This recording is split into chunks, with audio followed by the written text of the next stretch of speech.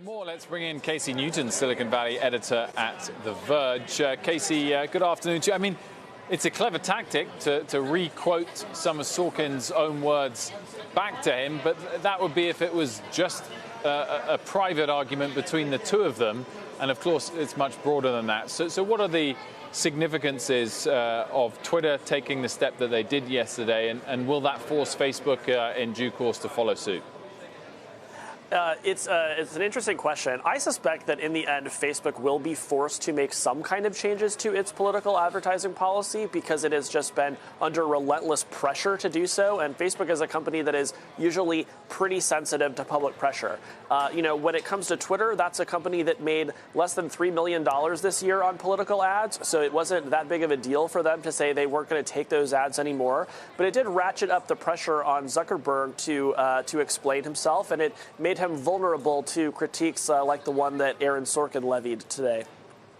I mean, Casey, it seems like Zuckerberg is definitely fighting more on principle than from a business case, because he said that political ads or spending from political ads will account for less than 0.5% of revenue next year. So it's not that significant from a business standpoint.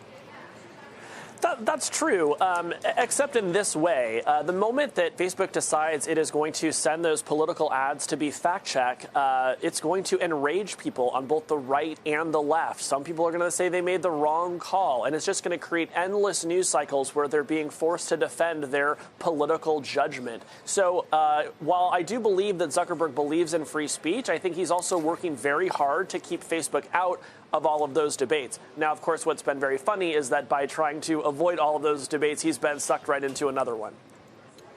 Zuckerberg pointed out last night on the earnings call that national broadcasters, of course, required by law to run political ads past the FCC. There is a regulation that exists that makes that the case.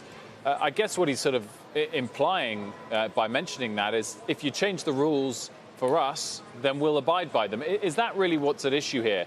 Should there be a regulation or a law that addresses this issue rather than leave it up to the companies to go all or nothing in one direction? Yeah, I mean, ultimately, I just don't think Facebook is that analogous to a broadcaster for two reasons. One is you can micro-target on Facebook, right? You can show a political ad to a very small group of people, maybe 10 people. And when you do that at scale across the entire electorate, the democracy becomes very hard to follow. So that's, one reason why I don't think that really, stands up. So I think for Zuckerberg to say that he's just not going to take any of these arguments serious, I think is a problem.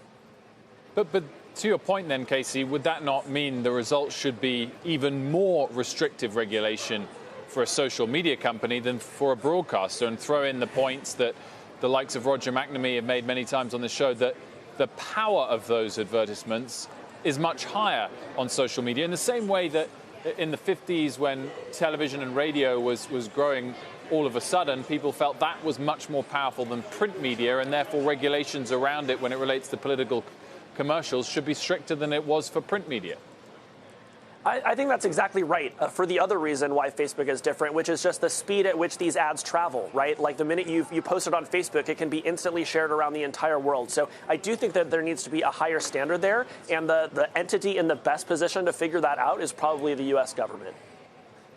Casey, there's one line of response to all this, which is that everybody who uses these platforms knows that they shouldn't believe everything they see, and that perhaps it gets dismissed, and we're overplaying the influence possibility here.